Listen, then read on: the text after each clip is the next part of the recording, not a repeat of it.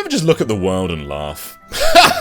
What a funny place! A lot of us speak the same language, live in pretty much the same cultures, but because we're oceans apart, we're not allowed to have Excitebots for the Wii, one of the best games on the system. Oh, it does say no British people. There's this place in the world called Europe, and it's a continent made up of many countries. You may know France, Germany, Spain, whatever this is. During gaming's early years, we were a punished society. Our standard was 50 Hz, so all games played like this.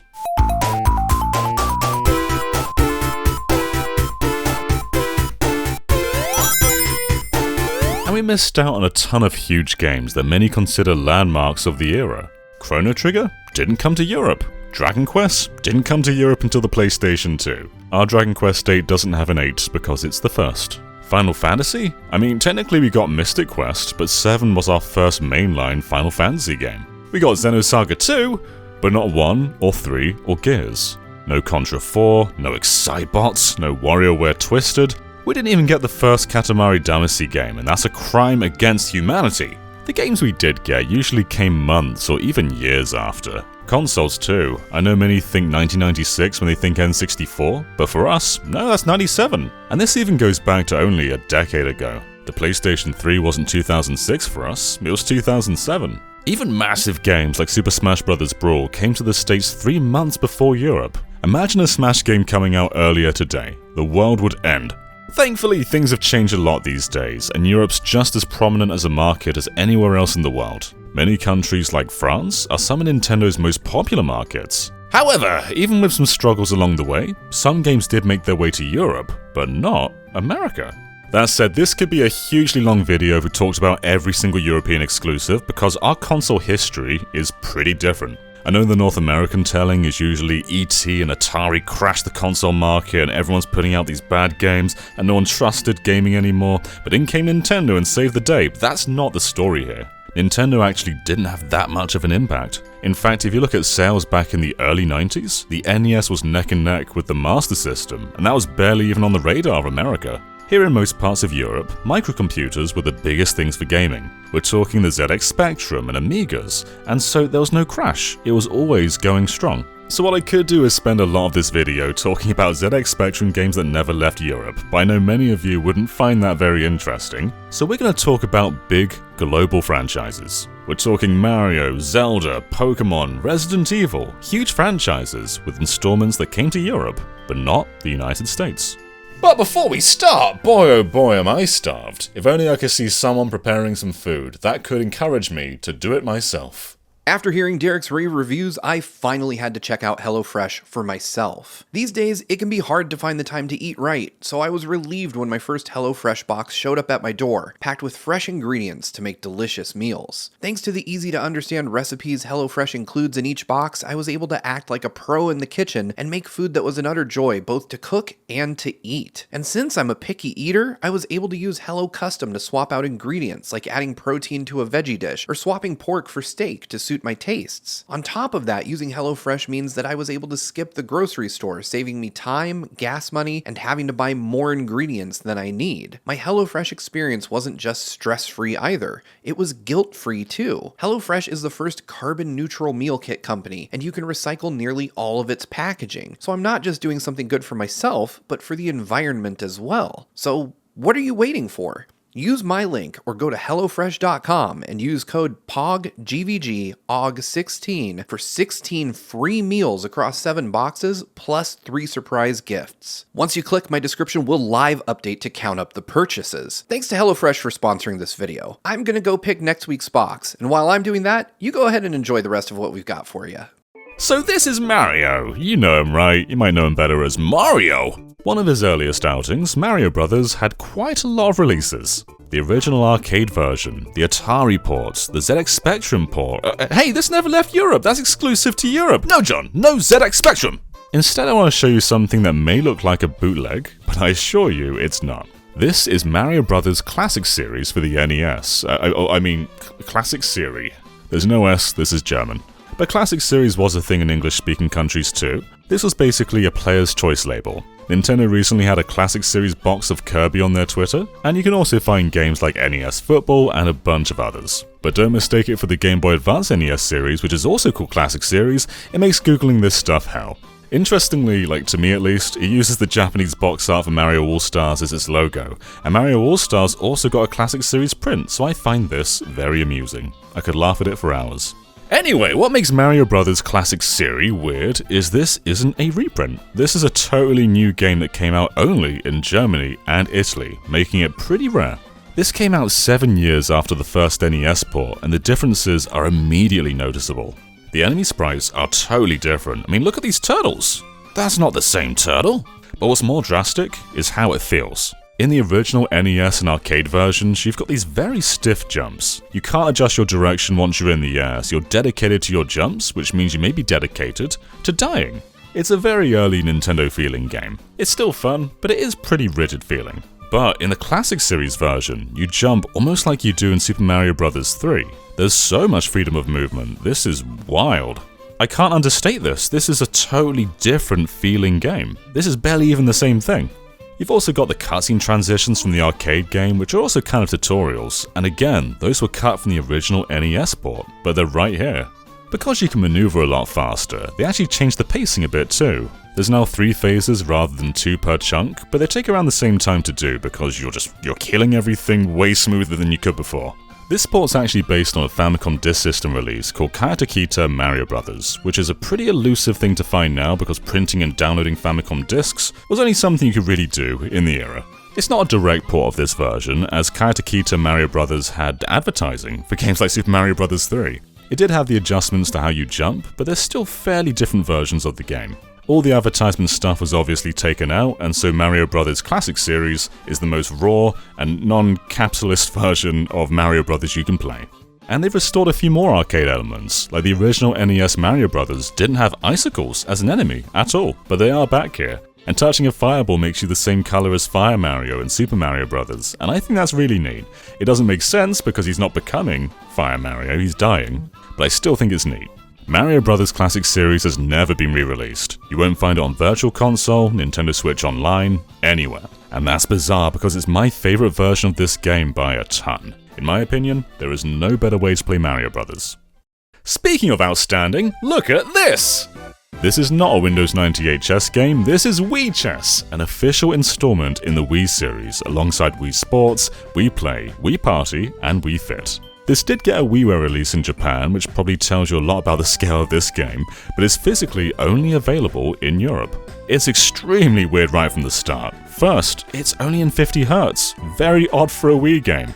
And secondly, you can't even point. This is a Wii series game with no motion. The menus, the chess itself, it's all done with buttons. You can't even use Mii's. I'm so confused why this got the Wii branding. Now, to be a little bit kind, there are a lot of different templates and you can play online, and that's really cool. But yeah, this is just kind of chess. But you do need it to complete your Wii series collection, so don't sleep on this one, it's highly important. And speaking of the Wii, one of the most unique franchises to come out of it was Endless Ocean. Such relaxing games with an incredible sense of progression, but it didn't actually start here. This is Everblue, created by Eureka, the same developers as Endless Ocean, and also Mario 35, and Tetris 99, and Pac-Man 99, and Dr. Mario. These guys are great. Everblue was published by Capcom on the PlayStation 2, so it had no ties to Nintendo. They're not identical games either. Everblue doesn't have much interaction with sea life, and it's more about just diving down for treasure. You've got this really sweet pre-rendered town that you can navigate like a point-and-click adventure between dives. I love this place. And there's almost a bit of horror in here too, like sometimes you navigate through these very mazy sunken ships or caverns, and if you can't find your way through, you risk losing oxygen. Nintendo clearly saw this series and wanted something a bit more lighthearted for their franchise, but Everblue still holds up so well. Visually too. I mean, the fishes are pretty basic compared to what the Wii does, but just the atmosphere of being under the ocean and swimming around, being out of your depth and in danger, feels so good. The States would get its sequel, Everblue 2, and it was still called Everblue 2 despite there being no Everblue 1, but the game that started Eureka's underwater adventures is still exclusive to Europe and Japan. This is Resident Evil Survivor 2 Code Veronica. This did come to arcades in the States, but the console port on PlayStation 2 is a Europe and Japan only deal. Code Veronica was the first mainline game to use fully 3D environments, so a ton of the game is reused from the actual Code Veronica. Much like Survivor 1 on the PlayStation 1, you play in first person, and it's intended for a light gun, but given it's not on rails, I find moving's actually better with a controller, but there are issues here too. So with a controller, it's not dual analog, so you kinda still move like a tank with L1 and R1 rotating your character around. It actually works fairly well for the most part, especially from this perspective, but there's some rooms where you open the door and oh Jesus! What was I meant to do? With a light gun, you may have had time to aim and react, but I don't know, some of these rooms you're just doomed to take a hit, I swear. So Code Veronica was actually the very first Resident Evil I played, and I find this incredibly nostalgic. It's awesome seeing everything from this new perspective, and in the actual game you're reserving your ammo and not really killing everyone, but here, no one's safe. You've got so much ammo, infinite handgun ammo, and just assault rifles and shotguns everywhere. Though be careful, as sometimes the crates that have guns in, sometimes have zombie dogs in. just chilling in a box. The whole game's just under an hour long, so I can see why some people back in the day weren't too kind in reviews. It's definitely low budget, there's not even any voice acting. But I don't think this is a bad game. It's not great, but it's something that Code Veronica fans, I think, will enjoy. Oh yeah, Nemesis is here too, just like the actual Code Veronica, right? If you can't clear the level within the time limit, Nemesis just unleashes and chases you around, but don't worry, because stairs are his weakness. He can't handle stairs. It's definitely a flawed game, but I think it's much better than Survivor 1. And you know, we really could do a whole video about European exclusive Master System games. It was a pretty successful console here, pretty much on par with the NES. Any retro store you go into usually has a Master System section. But instead of talking about some franchises you may not have heard of, let's talk about the biggest boy there is, Sonic. Over in the States, the 8-bit Sonic games were associated with the Game Gear. You had Sonic 1, Sonic 2, Sonic Chaos, Sonic Triple Trouble, and Sonic Blast, as well as a bunch of other spin-offs. But outside the States, most of these games also came to Master System. Although it's worth noting that Sonic 1 actually did release in the States, it's just very rare and collectible now, whereas the European version is worth peanuts. So with the exception of Triple Trouble, all the platformers had superior versions on Master System that didn't come stateside. Though Sonic Blast, everyone's favourite one, only came to Brazil for some reason, so enjoy that one, Brazil. But Sonic 2, Chaos, and even Spinball came to home console in Europe. The major difference is screen crunch. If you've played something like Super Mario Bros. Deluxe, you will know what I mean. The Game Boy screen just can't show everything in one frame. The same is radically true on the Game Gear, to a much further extent. With Sonic 2 in particular, I always hear, oh man, I couldn't get past the first boss, or I only made it to the glider stage. That's the second stage, by the way.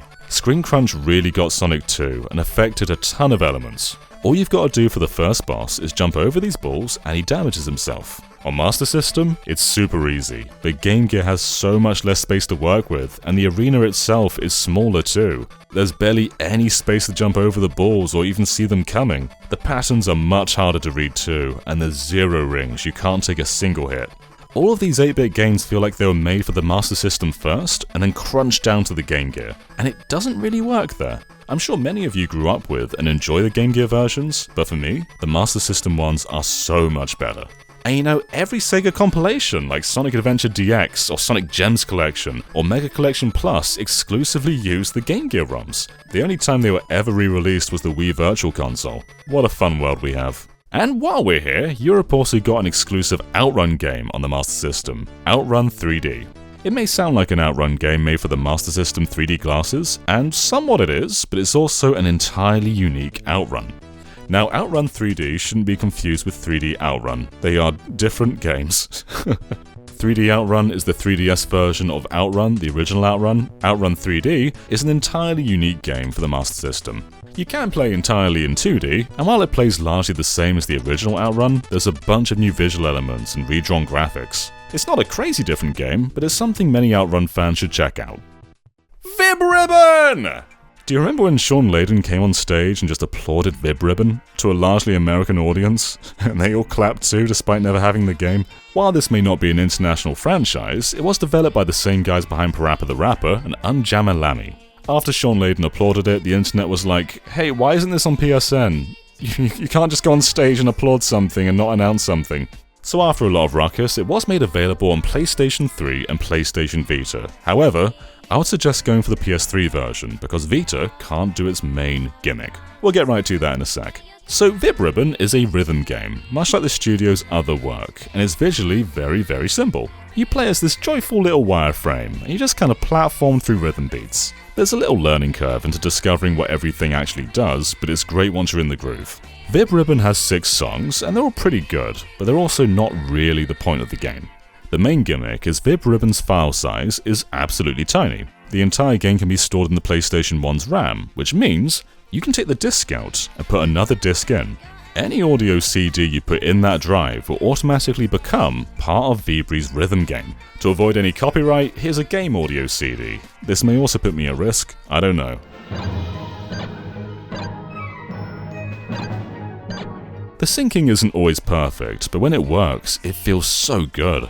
Imagine being a youngin' in the year 2000, and instead of just listening to music, you can play all of it. It's such a cool game, and Vibri is a queen to all of us. Hail her. Everyone stand. Are you standing? Please stand. Now, let me show you one of the first games I ever played.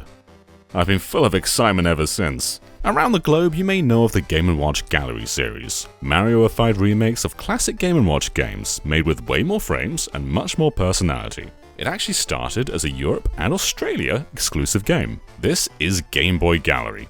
Game Boy Gallery didn't have any Mario branding and recreated these games very loyally, so there's no music and very few frames. We've got Ball, where you juggle some balls, Vermin, where you whack a mole, Flagman, a memory game, Manhole, where you make bridges and hold people up, and Cement Factory, where you make cement in a factory. When it became Game & Watch Gallery rather than Game Boy Gallery, they'd provide both a Mario remake and also a much more loyal lo-fi version, which is a much better balance. Game & Watch Gallery does retread a lot of the games that Game Boy Gallery had. I mean, even the first game has Manhole coming back. And very amusingly, in Australia, they kept the Game Boy Gallery name. Here in Europe we didn't, so we got Game Boy Gallery and Game & Watch Gallery. But in Australia, there's Game Boy Gallery 1, Game Boy Gallery 2, Game Boy Gallery 3, so Game & Watch Gallery 3 in America is Game Boy Gallery 4 in Australia. It's very simple, okay? So yeah, nothing too wild about this one, but it is pretty cool just having these very loyal Game & Watch ports on the Game Boy. Now, who's ready to talk about a masterpiece? Europe may have missed out on almost every prominent RPG on the Super Nintendo. No Chrono, no Final Fantasy, no Dragon Quest, no Earthbound, no Mario RPG, nothing. But we did get one of the very best. I imagine most of you at least know Illusion of Gaia. It was called Illusion of Time here. There's also the prequel, Soul Blazer. And for many European Super Nintendo kids, this was their taste of what RPGs could be. A magnificent taste. But it got even better. For whatever reason, the third game skipped the US entirely, and so Terenigma, one of the greatest games on the Super Nintendo, only got localized in Europe.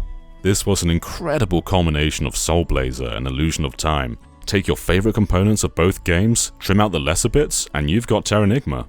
It's one of the most gorgeous games on Super Nintendo that pushes so many boundaries. The pacing is relentless with action RPG mechanics that are way ahead of their time. You'll swim, climb, platform, and just tear everything up in one of the hardest hitting stories of the era. In fact, this seems like a prime candidate for an HD 2D remake. For that reason, I'm not going to spoil a single thing, because I feel like many of you may be playing this game in a few years' time. But let's just say it's on par with every other Super Nintendo classic and surpasses many of them. We didn't get many RPGs in Europe, but we got one hell of a great one.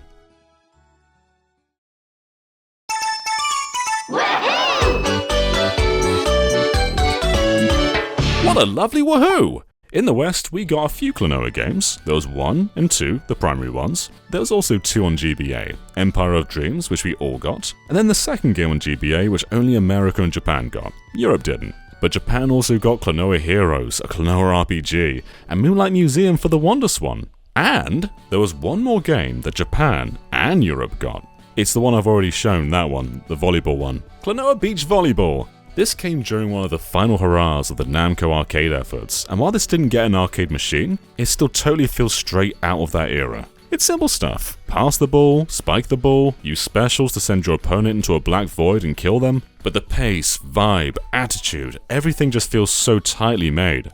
Oh, and Klonoa is also a British boy. I'm sorry, everyone. Here I am! It fetches a pretty high price these days, but if you find it for cheap, don't pass this up. Klonoa Beach Volleyball absolutely rocks. This is one of the best multiplayer games on the PlayStation. Now, visual novels have kind of found their audience these days. It's not like it's a mainstream genre, but it's way bigger than it was a decade ago. Well, back on the DS, one studio was doing incredible stuff backed by Nintendo. This was Sing, who gave us Hotel Dusk and Another Code, also known as Trace Memory in the States. They weren't a first-party Nintendo studio, but Nintendo owned the IPs they worked on. Unfortunately, there weren't many years left in them, and after some sequels, they went bankrupt. But these were hella good sequels. This is Last Window, Das Geheimnis von Cape West. The good thing about Europe being multicultural is some games are cheaper in different countries and they all have the same language on the cartridge anyway, so this was a much cheaper German copy for me to get. The only thing that curses me is the biggest age rating known to man. That USK 6 is scaring me. And it's pushing away Captain Toad! No! So Last Window is a sequel to Hotel Dusk, and it takes place not long after it. You still play as Kyle Hyde, you've still got the same gorgeous noir style, and it largely plays the same, just telling a brand new story. This one looks way further into Kyle as a character, and I think tells a much more interesting and personal story. Hotel Dusk was always one of the cooler DS games, and I don't think many people know this sequel exists, but give it a shot. I don't think it's just as good, I think it's better. But Hotel Dusk and Last Window are on the same console, so what more can you really do than iterate and just tell a brand new story? This makes Another Code R extremely interesting. The original Another Code was a really cool, almost point-and-click style adventure. You explored this island, solved puzzles, solved a murder, it's just a damn good story to follow. But instead of doing all that again, Sing made a much bigger console adventure in Another Code R. It's a beautiful looking 3D Wii game on a somewhat smaller scale to the original, but much more packed. It's a longer adventure with a deeper story and far more characters to meet, but also in a much more concise environment. It does a lot with the Wii Remote too, lots of motion puzzles and controller-specific puzzles. In fact, there's one that you solve by pressing the home button. You might think that sounds kinda similar to Phantom Hourglass's Sleep Mode puzzle, but Another Code on the DS actually did that first, before Phantom Hourglass, so it's ripping off itself. This is a big game I associate with the Wii. Like, the console's legacy would be lesser if it weren't for Another Code R. Although I also think Excitebots is one of the best games on the system, and Europe didn't get that, so I guess we just kinda traded bangers. Region locking was very evil. I think if these games came out today, they'd find a much more broad audience, so it sucks that Sing went bankrupt. Both Another Code and Hotel Dusk were way ahead of their time. I even remember there being a pretty big marketing push. On one of the biggest UK TV channels, we always had Another Code R commercials. They were pushing this thing, but it just wasn't enough. Let's quickly talk about some platform exclusives. So Puyo Pop Fever in America came out on GameCube and DS. It was a Nintendo exclusive game. But over in Europe and Japan, it came out on pretty much everything, even the Game Boy Advance, another Nintendo platform, but also the PlayStation 2, the Xbox, and the PSP. Over in Japan, it came out on Dreamcast too, making it Sega's final first-party game for the platform. There's a really cool Easter egg in this version, but I think we'll cover it another time. But how about another Sega game? Shenmue 2. Now this did come to the States, but only on Xbox a year after the original. Xbox does have a couple of improvements, mostly the visuals and the performance, but one of the biggest differences is for Xbox, they got the English dub back. I know some people think it's bad voice acting, but man, it is part of the legacy. You can't have Shenmue without it sounding like this. Wang-san? Huh? How do you know my name? But over in Europe, it did come out on Dreamcast, and yeah, there was no English dub. You've got English text, but Japanese voiceover. So why would you get Shenmue 2 on Dreamcast rather than Xbox? Well, obviously there's the preference between dubbed and subbed, but Shenmue meant so much to the Dreamcast. It's one of the games that defined it, and was responsible for killing it, so you've got to have its partner in crime. There is also an HD version for PlayStation 4, Xbox One, and PC, but I just think there's something so cool about the authenticity of a physical Dreamcast copy. For a time, Nintendo had Fatal Frame, or Project Zero as we call it here, on lock. This seems to have come to an end as Maiden of Blackwater went multi-platform recently, but in Europe we found ourselves with the only physical version on Wii U, and it was a very limited one. The only way to get it was the special edition, and this was very low print. It is worth noting the Asian release of this game on Switch, PS4 and Xbox does have English support, so you can get physical that way, but they don't have Samus and Zelda, so what's the point? Yeah, they were costumes on Wii U, and I know America got the Wii U version via the eShop, but let's face it, that's not going to be a thing very soon.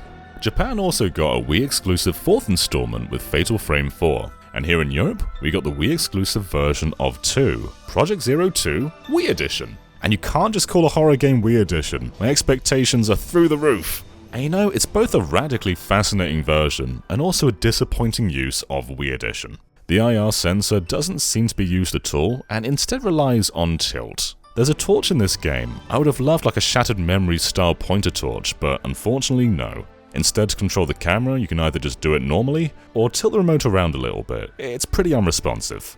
So that side's kind of a bummer, but what does a lot of heavy lifting is the game itself, because this is barely a port. This is a damn remake. Gone are the fixed camera angles of the original, and instead you got a Resident Evil 4 over-the-shoulder view. There's also new voice acting, new character designs, new pre-rendered cutscenes. They made it play just like Fatal Frame 4. It uses a lot of assets from that game too, the same minimap, much of the same sound effects. I think just calling this a Wii port is a great disservice. This is a full-on Fatal Frame 2 remake. What a deceiving little one, but very cool. Do you remember Buzz? I'm not exaggerating when I say, as a kid, it was very rare to go to someone's house who didn't have a bunch of Buzz buzzers just stuffed in a drawer somewhere. The series sold over 10 million units, and most of the installments didn't leave Europe. Let me put it this way, these ones came to the States. These ones didn't! The very first one, Buzz the Music Quiz, made a giant splash, and then PS2, PSP, PS3, all got filled with Buzz games. While not in the Buzz series, they bundled Who Wants to Be a Millionaire with a bunch of Buzz buzzers. I don't see the series get talked about a ton, probably because of the European bubble, but ask anyone in the UK or Greater Europe, and they've probably played Buzz. It's also in PlayStation All-Stars, and you don't get into that game unless you're a gaming icon, baby. This is Kurokurokaruin! You know, the spinning assist trophy from Brawl. In both Europe and Japan, this was a launch title for the GBA, and one of the best ones in the lineup. Japan were going to get both a GBA sequel and also a GameCube sequel, whereas unfortunately the States missed out on the series entirely. And that's a massive shame, because I think this is one of the best pick up and play portable games Nintendo has ever put their name on. It's incredibly simple. You're a constantly rotating line ship, and you've got to squeeze through a bunch of narrow mazes without touching the edges. There's a bunch of gimmicks like springs that change your rotation, and a bunch of effects that change the shape of your ship. You'll dare to do better each time too, as while you can take 3 hits before being destroyed, they give you time penalties, so making a perfect run without taking any hits is incentivized. The States would eventually get this on the Wii U Virtual Console, which again is disappearing, so hopefully GBA comes to NSO at some point, because this is an incredible little gem. Do not sleep on this. And here is the most recent game in this video, Brain Training for Nintendo Switch. This thing was bundled with its very own stylus, which is great for other touch games like Mario Maker 2. I can't find mine, which one of you took it? The main reason this couldn't release in the States is because it's commercially misleading. Brain Training doesn't actually train your brain and make it smarter, so games like this are essentially banned in America. What an outrageous game, somebody stop them. Most of Brain Training Switch is pretty standard for the series. Quickfire maths, some memory games, things like Sudokus, and a little Dr. Mario mode. Do you recall when the Switch got revealed and Koizumi was like, "Oh yeah, you can play rock, paper, scissors with the camera," and everyone was like, "No you can't, Koizumi." But bam, it's actually here in Brain Training! This is so cool. The IR camera is such an underutilized part of the Joy-Con. It found its footing with Labo, but so few games actually make use of it. And Brain Training for Switch? Probably the best. There's a few modes for this, like one where you solve maths problems by holding up the number of fingers. It's probably worth it for the camera stuff alone, to be honest. There's some multiplayer stuff too, where you've got a Joy-Con each. These games are pretty cool, kinda different to the rest of the series. This isn't like a must-have game, but I think it's fascinating. It's for sure worth importing if you live outside of Europe. Just a really cool showcase of what the Switch controllers can do. This is my Zelda collection, but I very rarely show what's on this shelf over here. Look, it's the CDI games! Oh, look at them. As you probably know, Nintendo and Philips had a partnership in the mid-90s where Philips could use their IP and make exclusive games for their very own console, the CDI. So we got Hotel Mario, Link the Faces of Evil, Zelda the Wand of Gamelon, and lastly Zelda's Adventure. And would you believe these weren't very successful? These were so poorly received that the final game didn't actually come stateside, leaving Europe with an exclusive Zelda in the form of Zelda's Adventure. Lucky us. This one had an even lower budget than the other games, and gone are any animated scenes, and in are some lovely green screen scenes. It's very well done. The budget was so low that the voice of Zelda is actually the studio's office receptionist. It plays awfully, it looks terrible, but it does meet the qualifications for this video. And it's not the only Zelda game exclusive to Europe. The Tingle series! Japan got an exclusive balloon fight game for their Club Nintendo service. There's the Too Much Tingle pack for DSiWare, which gave you a lovely calculator. There's Tingle's Balloon Trip of Love. And there's one that actually got localized with Tingle's freshly picked Rosy Rupee Land. This is developed by Vanpool, the guys behind Chibi Robo and Captain Rainbow, and their DNA is all over the place. You play as a middle-aged man with no love in his life, but one day he hears a voice telling him to go to the fountain. He's offered the opportunity to go to Rupee Land, where he'll find everlasting wealth and polyamorous partners. But to take this quest, he must not only find enough rupees, but also become Tingle. There's a very strange tone to this game, with some sexual elements and just wacky vibes, but I dig it. Unlike the other DS Zeldas, there's full D-pad control, although touch is still used for much of the interaction. Astonishingly though, this is kind of a spiritual successor in many ways to one of my favourite Game Boy games, The Frog for Whom the Bell Tolls. The combat's straight out of that game, where basically anything you touch goes into a dust ball, and combat basically costs HP points, in Frogtails being hearts, and in Tingle being rupees. Rupees are everything in this game. People won't even talk to you until you give them enough rupees, and you've got to guess how much they need, they won't tell you. Do you be too cheap or too generous? You've got to use your intuition, because if you're out of rupees, you just die. This is another one of those games I really can't picture the DS without. There's nothing like it, it's so weird and wacky, and every Zelda fan should give it a go. Heck, any Bell Tolls fans too, or Vanpool fans, it's such a good game. Speaking of good game, did you think something called Learn with Pokemon Typing Adventure would be good? Because this is stupidly good. This was in bargain bins for years, but recently the price has just jumped up. It launched the year of the 3DS, so I suppose not many people were looking for a Pokemon edutainment game, but this really does rock. Every copy of the game comes with a really high quality Bluetooth keyboard, and it's not just compatible with the DS, this works as just a regular keyboard. There's a whole story with characters named after keyboard inputs, like page down over here, and each key is its own stage. Some stages have Pokemon that carry letters that you've got to very quickly respond to, and other ones rely on knowing the Pokemon's name. It starts off fairly easy, just knowing their first letter, but as it ramps up, you've got to type in more and more and more as fast as you can. So it's not just learning how to type faster, you're also learning Pokemon. If anyone tells you this is a bad game, tell them they're a bad game. It's worth it for the keyboard alone, but the game itself is just such good vibes. Monolith Soft! These guys were very mean to Europe. I'm not meant to touch these games, but I'm gonna do it. You can't stop me now, Monolith Soft! But when they were acquired by Nintendo in 2007, their very first production didn't find its way stateside. This is Disaster Day of Crisis, a radically different game to most Monolith Soft games, all about terrorism mixed with natural disasters, a classic Nintendo formula. It is a pretty unfocused game. I mean, sometimes you're platforming almost like Tomb Raider, and sometimes it's basically Time Crisis, where basically it's an on-rail shooter, and you use the B button like a pedal to come out of cover. Other times you're driving through a massive set piece, and other times you're on fire and you waggle the Wii remote to become not on fire. I like it though. It's for sure all over the place, but there's still some Monolith Soft flair in there, especially the cutscene direction. There's a lot of techniques you may recognize from other games. There's also UI elements that seem very similar to the Wii version of Xenoblade. Makes sense, they were only 2 years apart.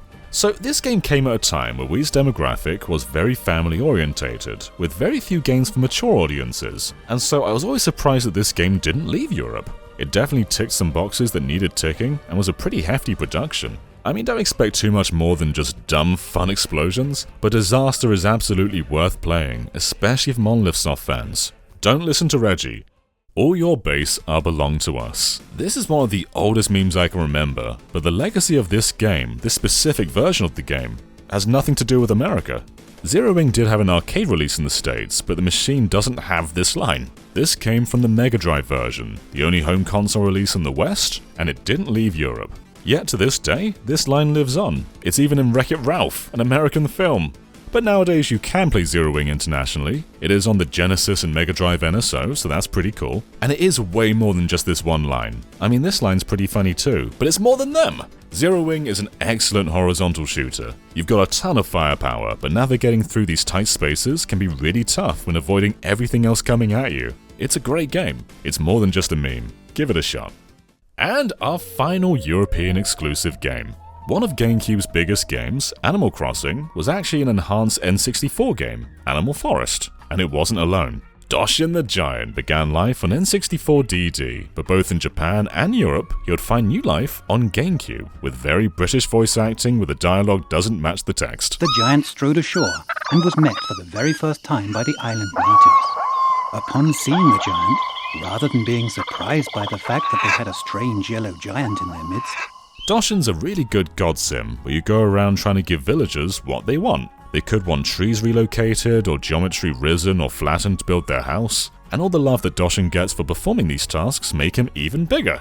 There's a hate system too though, and when you're larger, it's way easier to accidentally crush buildings or villagers and make them accidentally hate you.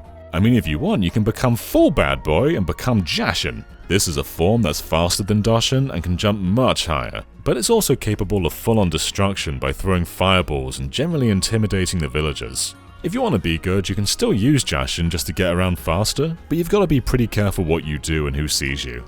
Darshan the Giant is an incredibly unique game, and it's very unlikely we'll ever see Nintendo pull this one out again. And just personally speaking, I feel like the GameCube has a good lineup, but everyone always gravitates to the same games, making it a little bit boring to talk about. But Darshan is one that stands out, a true gem of the system, and an incredible Nintendo game. So Europe has had some pretty big exclusive games from major franchises. In fact, on my desk at all times is a Shenmue 2 coaster. This is based on the Dreamcast box art, so it means so much to me that I'll put my drinks on it. Where was I? Will this stop me bitching all day long about 50Hz stuff and our lack of RPGs? No, I'm gonna complain forever. But we have had some pretty good games along the way. The way I see it is we got Vib Ribbon. We may have missed out on Chrono Trigger and Mario RPG, but we can play their songs on our PlayStations. How jealous are you? Whoa, are you telling me you watched the whole video? Thank you so much. This was a big project and something I've wanted to do for a very long time. And it was only possible thanks to our wonderful supporters over on Patreon. So thank you to all of you. Mwah! Kisses all around, unless you don't want that. In that case, I will stare at you from afar. And if you don't want that, that's understandable, because of boundaries.